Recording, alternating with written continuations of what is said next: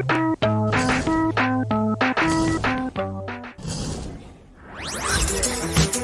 you ready to learn?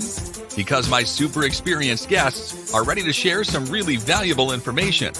Make sure and listen all the way to the end to get help and support. So let's start with the best audio experience. Hello guys and welcome to our show. Today we discuss about entrepreneurial journey and mindset, how you can unite both. And I'm so excited to discuss this topic with Goldin. How are you? I'm great. How are you? I'm doing great. Monday, on Monday I usually have positive mindset. So I remember in school I hated Monday. Even in my life, in adult life, when I had a few businesses, with the sake of having them, chasing money, I hated Monday. Today, I decided to switch all my attention to something that I like.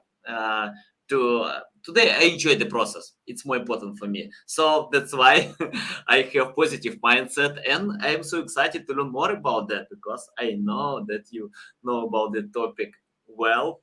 Before we start, just tell more about yourself, experience, background, and why you decided to share with us about entrepreneurial journey and mindset.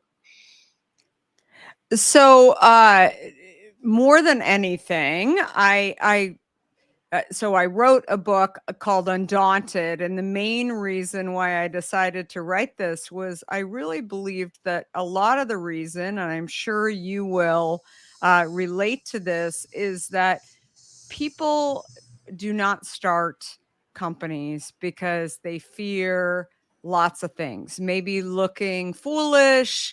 They're not sure if it's the right idea.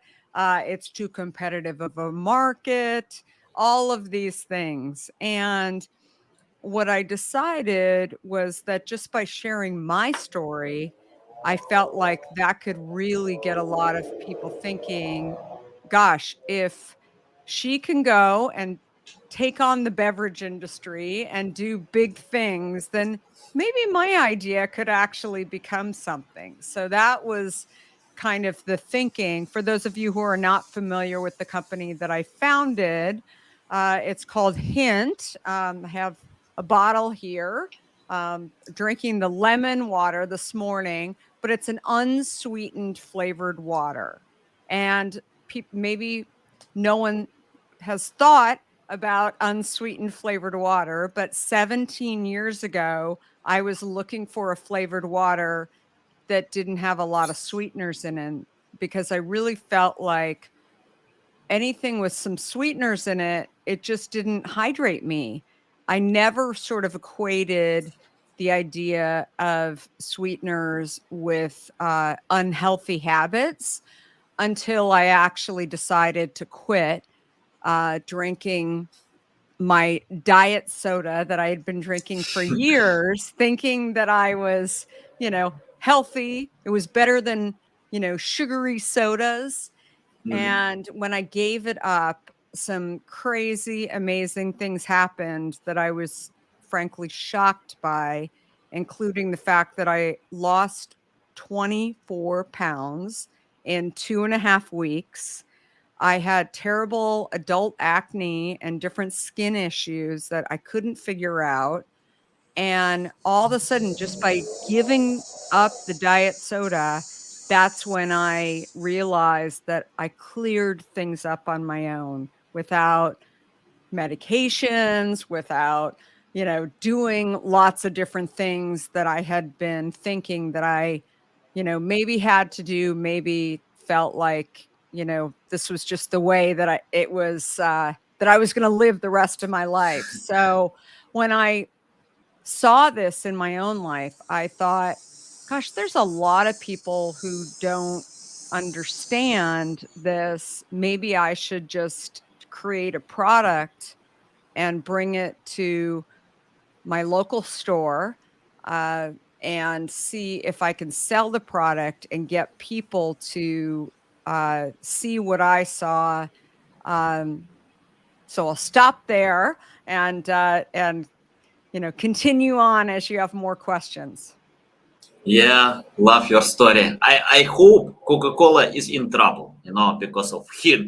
I hope, because I know that how it's important to eat healthy food, to drink healthy water, and I can unite, by the way, losing weight and entrepreneurial journey, because 90% of people fail to lose weight. Mhm. They are chasing quick results. For example, on Google, I found many keywords like how to lose 10 pounds for 2 weeks, or I don't know, like 20 pounds for a month, and something like this, because people are looking for simple solutions how to do it. Mhm. The best thing, just start eating healthy food. And as you mentioned about soda, it's terrible, especially if you want to lose weight. Can you tell how to change these habits? I think people know about Coca-Cola, about Pepsi, about other sweetie soda, but it's hard to change habits, to stop drinking this and choose more healthy options, because we have many of them, and including him. Can you tell how to change this mindset and start consuming something like this, more healthy food? Well, I think that very similar to a lot of the discussion that is going on today around messaging. No one was talking about this 17 years ago, though. I woke up and realized that I had been marketed to. You talk about the big soda companies, Coca Cola in particular. I knew that full-fledged, sugary soda was probably not great for me, but diet soda was different, right? Like Mhm. that is okay, right? That I had permission in my mind to drink diet because I felt like diet was healthy, certainly healthier than regular soda. Little did I realize that diet soda may actually be worse for consumers than regular sugar. Why? Because we've been drinking and eating sugar for years. Maybe not Mhm. as much as we get older. Maybe we have more sugar because no one's regulating it. Like our parents are regulating the amount of sugar maybe when we're younger. But as we get older, we start to look at this concept of calories and how calories are actually the lower they are, the better they are for you. And unfortunately, when the diet sweeteners of today are sweeter than they were when you first started having diet sweeteners, if you eat or drink diet sweeteners, you're actually producing insulin every time you have this diet sweetener. So what's happening is that your brain is actually being told, go into attack mode, right? Or defense mode, I guess. And Yeah. produce more insulin. And so what is that ultimately doing? Well, unfortunately, there are a number of people who are getting things, health issues, health related issues from diet sweeteners, including things like type 2 diabetes, which 17 years ago was not even a discussion. It is the fastest growing disease in the world today.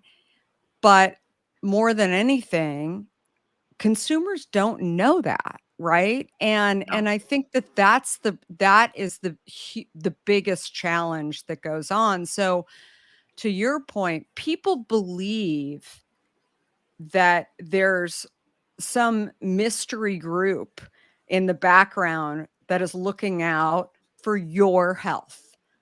And what I realized pretty quickly is there is nobody who cares but me what my health is. Maybe my family, maybe my friends, Yeah. but there's no large body, there's no regulation. In fact, it's just the opposite because if you get sick, they're selling drugs, they're selling insulin, they're making money off of you. So there's no idea that we need to fix something, right? That we might have a health crisis, but there's no pharmaceutical company out there. There's no soda company out there that is excited to change anything because it's money, right? And so I realized this whole concept very early on as I started to write my business plan. I also saw that there was a huge market, to your point, around the soda industry, the diet soda industry, but also diets in general. There are so many diets out there. It's so confusing. People want to be told what to do. They want the easy steps to actually go and solve their health issue, but then they give up because so Yeah. many of them don't work, right? Or they're too complicated or they're too expensive. And so I thought if I could bring a water to the market that had better taste and no sweeteners in it, I could actually solve a lot of issues. I'll say one more thing. The other piece of it is that I really believe that the number one complaint for people was that maybe they were told by somebody like a health professional that they should make certain changes. But again, they thought, oh, well, that's just one person's opinion. That's too complicated. This is diet. There's a lot of people out there that are drinking it. It seems fine. But the other piece of this is that, it's not something that like drink cyanide and you die tomorrow. The thing about diet sweeteners is it's a very, very slow thing, right? Or sugar. It's a very, very slow process where you get sick and you put all this pressure on your body. And I think that is the thing that I realized early on. But again, when you're the only one speaking about this, when you've got the vision to actually fix a really, really big problem in the world, little did I know how hard it would be to do that. I realized early on that I was not just starting a product and a new company, but also an entirely new category, which no matter what category or what industry you're in and starting a new category, when you're the only one, you've got to educate consumers. You've got to educate kind of gatekeepers that maybe in our case get you on the shelf. You have to deal with a ton of naysayers who are thinking, this is a crazy idea. If it was such a great idea, wouldn't there be other people doing it? Right? I mean, as you can imagine, I mean, it's family and friends are the worst because maybe you came from a successful venture prior to deciding to work on this, and everybody remembers that successful venture, and then they think that you might have lost your mind now that you're going into this and you're going to fail for sure. So that's the other piece of my book that I really wanted to capture, was that everybody has doubts. Everybody has failures and challenges along the way. It's like building a puzzle without the picture on the cover. You've got to be able to fall down, get back up again, learn from your experiences, and keep moving forward. Nice, awesome, love it. I'm going to read this book. I'll put to my list because I have a huge list of books that I need to read. By the way, I had habit to overwatch TV. I spent so much time to watch TV, and I changed this habit to read books. Right now, I'm passionate more about reading books, and I think it's hard to change habits from bad ones to good ones. And the customers are not looking for new products. They're looking for solutions. They're looking for something that can decide their problems. Can you tell about how to, and you share that many people give up. For example, they want to change to new water, new drink, but in some time they can forget and take old habits. I've seen many times about that. People who are trying to quit smoking, yeah, they can fight for a few days and forget about that. Someone who overwatch TV, as I did, and yeah, I spent so much time to change these habits. I decided, no way, I can't go ahead. I love reading books, so I'm going to read your book as well. But I found that books can provide a lot much better experience for me, improve my life. Can you tell about how to simplify this experience to change habits and don't give up during the way?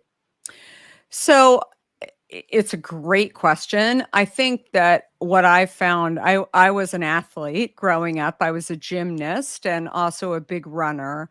And I always found that if I uh, if I made excuses for myself, if I made shortcuts for myself, that it would never work. I had to focus on getting up every day and going. The minute that I started to break that, I, you, it it would become a failure, right? That I Mhm. just wouldn't do it. So by that I mean, when I was thinking about quitting Diet Coke, even my husband said to me, "Well, maybe you should just cut down." And I thought, if I cut down, I'm still going to have that taste in my mouth. That's like saying, Yeah. okay, well, instead of, if I believe that I'm watching too much television, smoking too many cigarettes, drinking too much, whatever it is, the idea of cutting back, you're still going to have that memory. And then you think, well, I could have it a little more or watch a little more, whatever it is. And instead, I really have always believed, as hard as it is to go cold turkey, just stop, right? You know it's wrong, and stop and see if there's changes, right? And in your life. And I think that it really goes back to, it's up to you, right? You have to decide that enough is enough in any habit that you have that you're not terrifically excited about and you believe is a problem or creating problems in your life, and test it. Why not? I mean, it may not be a problem. And that's how I felt about my diet soda. But when I saw after 2.5 weeks that I lost all this weight, my skin cleared up, my curiosity was piqued, and I thought, this is crazy. I mean, what's going on here? Am I doing something different? I wasn't. This was the only change that I had made in my life. And I just, more than anything, even beyond the weight and my skin being better, I just felt better.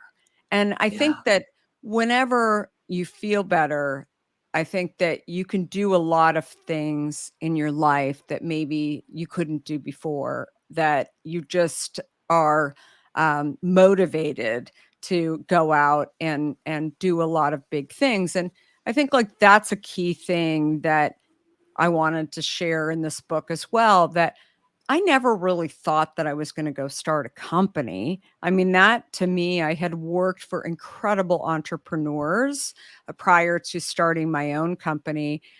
But that's another topic that I touch on too, that a lot of people think, like, entrepreneurs, oh, they're just born this way. They're always coming up with ideas.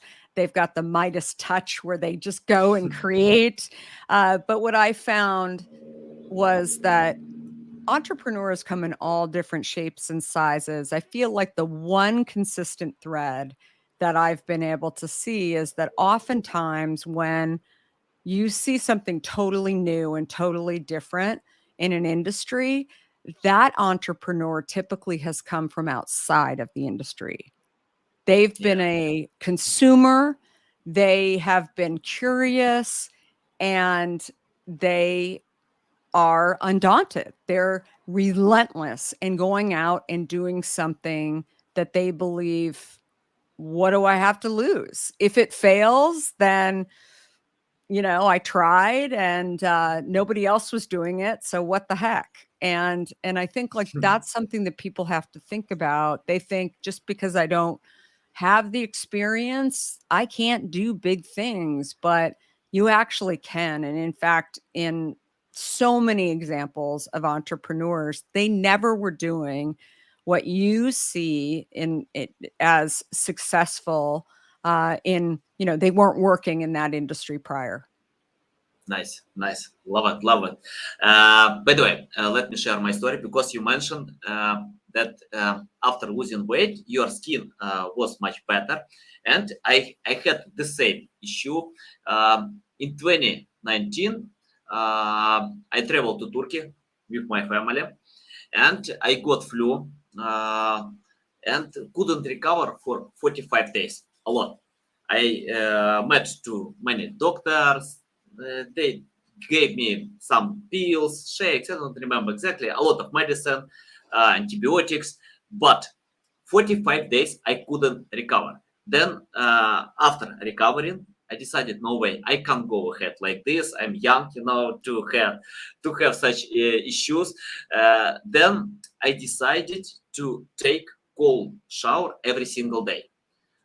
I'm still doing every single day, more over than 3 years. And after that, I completely forget about flu, cold.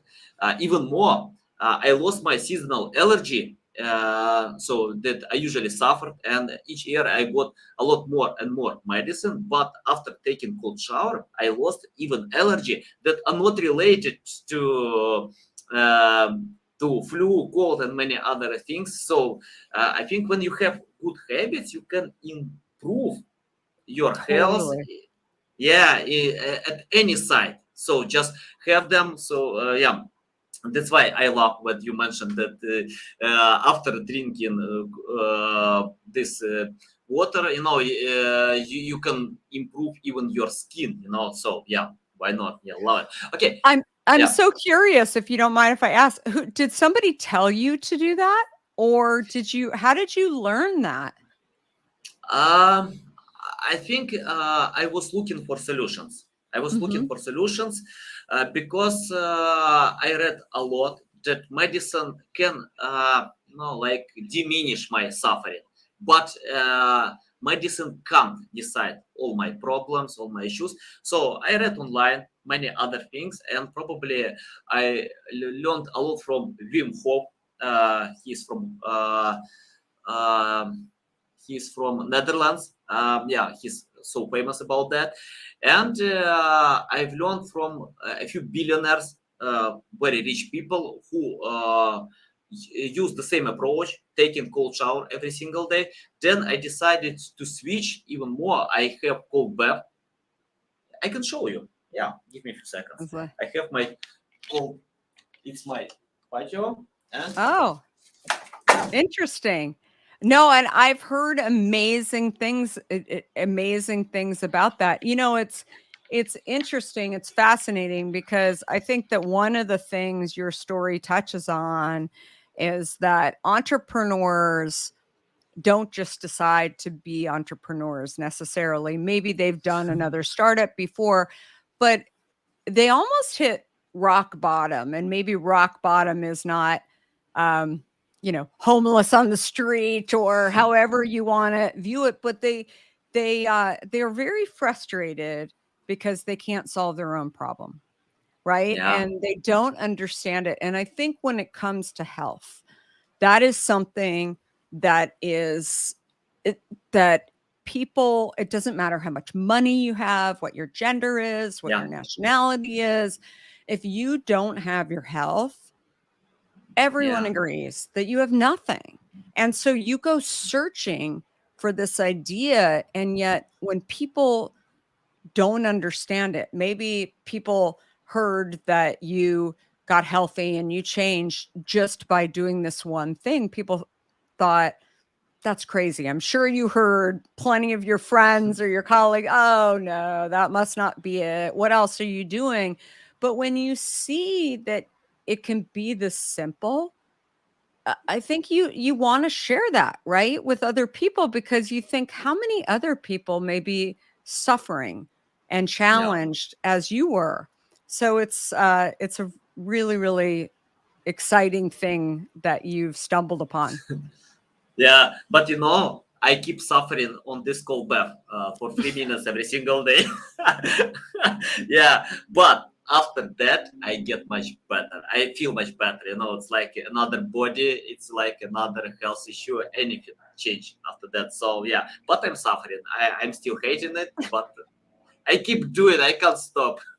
Because I remember the suffering after getting this flu cold more worse, than suffering on this cold bath. Okay, I have the question about you mentioned about giving up, that people give up often.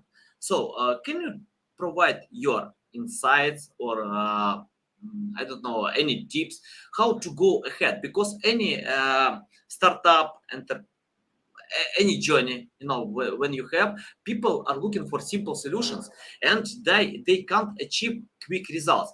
For me personally, I don't know how to achieve any quick result. It takes time, to go ahead, to lose weight, to learn foreign language, to, I don't know, to change habits, to drink even another drink, because okay, I know today I can drink, but for a few days I can forget about that.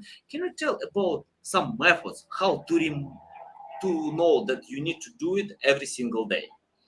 Sure. Well, first of all, to actually change habits, you can do as I did, you just give up diet soda, but you don't know if that's going to stick. So you have to know that in order to really change habits, you have to stick with it. And you really have to set a goal for yourself, whatever that is, that I need to get past 2 weeks, I need to get past 2 months, I need to get past 2 years, and be realistic with these goals, but also kind of check in with yourself, because you are the person that is actually you're responsible for you. And you have to make sure that you are doing what you can in order to achieve these goals. I think that the next thing is that have a solution. So if I was just to give up drinking diet soda, I knew, or I quickly realized, that I would be thirsty, because that's all I drank. I never drank plain water. I thought plain water was really boring. And so as I started to drink plain water, I really saw that if that was going to be my life, if I was not going to be drinking anything but plain water, I was not going to be able to stay on this trajectory, right? To reach my Yeah. goal. I needed to make water taste better. And so having a solution to this habit that you're trying to break is really, really key. And then I think also small steps. So actually saying, I'm just going to go do this, and that's what's going to happen, is great. It's a goal that you should recognize, but I think that actually taking small steps and saying, okay, I'm going to try this for 2 weeks and see what happens, and see if anything positive came out of it. If it didn't, maybe you have to give it a little bit longer. Maybe you have to decide that that wasn't it, depending on what the situation is. But more than anything, I think that small steps are really the key thing. And also recognizing that, as I mentioned before, everyone has fears. Everyone has challenges along the way. We never hear about the successful people having these challenges, these, these moments where you just don't know whether or not you're going to make it or not. You don't hear about the bankruptcies that successful people have, or the failures that they have along the way. And I think that what I've realized is that the strongest and the most successful people have downs, right? That have these failures along the way that seem awful and seem like there's no way that you can recover from them, but they did, right? And so I think that the more that you face your challenges, the more that you know that things are going to run their course, it's going to be part of your journey. If you fail, you've got to learn from those difficult times, either today or in the future, looking back on those challenges and see what can I take from those and not make those mistakes again? All of those things I think are what ultimately make people not only the people that we aspire to be, but also the people that are are really kind of the happiest, right? Because they've been able to weather so many storms along the way that I guess it makes them even that much more inspiring to watch. Nice, valuable, valuable. Okay, let's talk about. You mentioned a few times failure. Failing for me, failing only brings a new experience, nothing else. No, you can learn from failures, as you mentioned, and go ahead. But I see another thing that can stop people. They build high expectations. For example, I want to learn French. I can do it for a few months, for a few weeks, but it takes years, to speak fluently in French. It's the same with losing weight, building a business, anything. Uh, can you tell about how to set up realistic goals? Because people, when they build high expectations, after it's hard to achieve quick results. They don't in most cases, but you need to go ahead, like to have this patience, to overcome obstacles, to learn from your failures, as you mentioned. Can you tell about setting the right goals during your way? Well, I think one thing that I've realized is that the most important thing that I see entrepreneurs being able to do, great entrepreneurs being able to do, is pivot along the way. So, there's going to be a challenge or a failure along the way, but the idea of being able to trust your gut and pivot and be able to see, okay, this isn't working out so great. Just because you have a goal in mind and you decide to take one road, you have to be able to recognize when you need to back up and maybe go along the other road. You have to be able to know that, you know, there are going to be things that are going to come into your journey that are going to test you. There's going to be people that come into your journey that are going to test you, that you have to recognize that you can't just fall down and stay down. You have to figure out, how am I going to get back up again and continue on? And sometimes that opportunity, especially with early entrepreneurs, they think, well, I had a goal to go and do something, I have to keep going. No, pivoting is absolutely key. The number of people during the pandemic, successful entrepreneurs, we saw a number of companies go out of business. Some of them were categories that I think were, you never imagined that would happen. But the most successful ones actually said, okay, I had a plan. There was plan A, but I saw that I had to make some adjustments, some pivots, because things were not able, for a variety of reasons, to be able to sort of go the way that I wanted to go. And I think, like, that is the gift that great entrepreneurs have, is this ability to kind of see the vision and see whether or not things are going to work out, but also take the risk to, like I said, back up, go down a different road, slow down, um, do things that maybe other people don't know how to do or are too uncomfortable to do it. I think that the last thing I'll say is that staying complacent during times of fearful times along the way in the journey is something that is just not an option. You can slow down, but to stop is something that will ultimately take you out of the race, right? It will take you out of the ability to actually go out and do something. So I think that always having kind of a plan B in place is something that I think is so key for anyone to remember. Yeah, awesome. Okay, let's talk about heat. I see something like this. When small companies have high quality products, but in the end they need to compete with big companies. For example, you have a lot of competitors that can spend like $1 billion, Coca-Cola, Pepsi, Red Bull, Burn, I don't know, name them, a lot of them. Can you tell about your business model? Okay, you have high quality product, awesome product. It can help much better than your competitors have.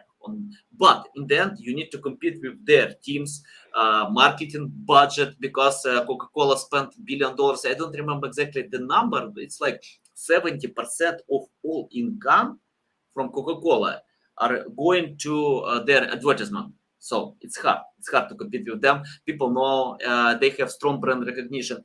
Tell your methods how to overcome or take part of the trade market when you have such big competitors like Coca-Cola.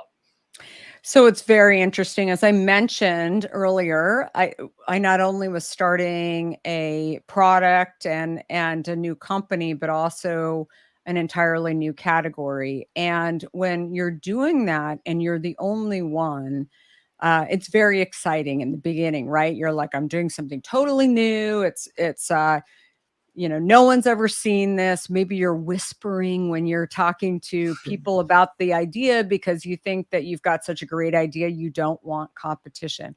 What I realized is that competition is actually a really good thing. And you can't do anything about competition because you don't control what they're going to do, especially when you're out in the market. They have now seen, or they think they've seen, exactly who you are, what your company is, what your product is, what the category is that you're taking on. And usually what happens from the big guys, and again, this is in every category, or excuse me, every industry, they will dismiss it. They will tell everybody, oh, who needs an unsweetened flavored water? Who needs digital film, right? Who needs, I mean, the list goes on and on. And then after they see that you're still around for a little while and you're actually getting some traction, you're still small, but you're getting traction, you'll see that they come into your space and they disrupt it. They disrupt you. And I remember thinking the first time that Pepsi and Coke ever came into our space, they decided to create an unsweetened flavored water. It wasn't as good as our product. They didn't use real fruit in the product as we did. But they came in and they took our space in stores. We sell direct to consumer as well as in stores. I'm not saying that it wasn't disruptive, that it wasn't a bummer, because we lost space when the big guy came in and, shoved us out of the way, bought our space, all of those things. But you have to figure out, how do I stay afloat? You have to have enough money in the bank to be able to withstand any type of large competitor coming into your space, or that holds true even for unforeseen times like a pandemic or whatever it is. But then focus on what you can control. And I think this is a life lesson, that you can sit there and watch what everyone else is doing. You can be paranoid. You can, think about, oh, well, they have that much more money. They're spending all this much more, etc. But when their focus is not what you do every day, their passion is not what yours is, their why and their reason for doing what you decided to do is not the same. What I found and what happened with Hint was that disruption lasted for 6 months. And then they decided that they didn't want to do it anymore. They expected us to go out of business, and we didn't go out of business. And then what happened was we not only got our space back in the store, but we actually gained space, because what they did was that they brought more awareness of the category of unsweetened flavored water. So we almost tripled our space inside that major retailer that we had been kicked out of for 6 months, because they called us to share with us that they wanted us to come back in and take that space. And then they also felt like it deserved more space. I mean, that to me was incredibly surprising, right?